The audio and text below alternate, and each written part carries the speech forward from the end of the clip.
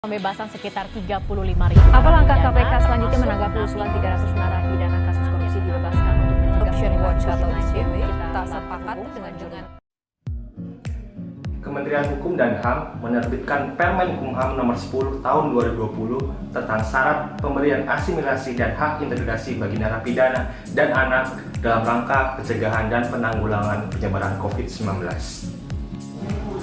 Berbagai reaksi muncul di masyarakat, ada yang pro, ada juga yang kontra. Dalam video yang singkat ini, kami akan memberikan pemahaman mengenai dikeluarkannya Permen Kumham nomor 10 tahun 2020. Setidaknya ada 3 poin yang harus dipahami oleh Sobat Pengayoman. Yang pertama mengenai kebijakan pemerintah mengeluarkan Permen Kumham nomor 10 tahun 2020. Tujuannya adalah mengantisipasi apabila terjadi penularan COVID-19 di lapas dan rutan.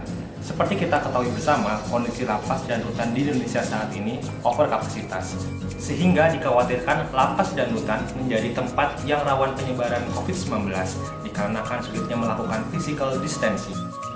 Poin yang kedua yang Sobat Pengayoman harus ketahui adalah tidak semua narapidana diberikan asimilasi dan integrasi. Ada syarat-syarat tertentu untuk narapidana memperoleh asimilasi dan integrasi. Menurut Permen Kumham nomor 10 tahun 2020, pasal 2 ayat 2, narapidana yang dapat diberikan asimilasi harus memenuhi syarat 1.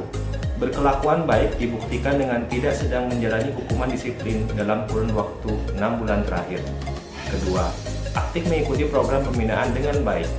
Dan ketiga, telah menjalani 1/2 masa pidana dengan ketentuan 2/3 masa pidananya sampai dengan tanggal 31 Desember 2020.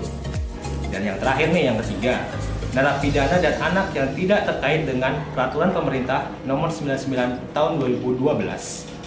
Tadi kan sudah dijelaskan ya bahwa narapidana yang terkait dengan PP 99 tahun 2012 tidak mendapatkan hak asimilasi dan integrasi. Lalu, siapa saja yang termasuk dalam PP 99 tahun 2012? 1. Tindak pidana terorisme. Kedua, tindak pidana narkotika di atas pidana 5 tahun. Ketiga, tindak pidana korupsi.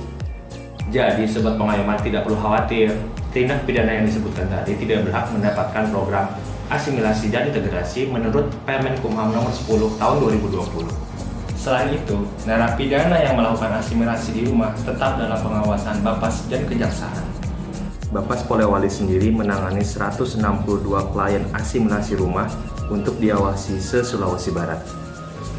Semoga di video yang singkat ini dapat memberikan pemahaman kepada Sobat Pengayoman mengenai pemberitaan yang beredar saat ini. Semoga kita lebih bijaksana dalam menyikapi berita yang beredar di masyarakat dan tidak mudah terpengaruh oleh berita hoax. Pemasyarakatan pasti, Bapas Polewali pasti WBK.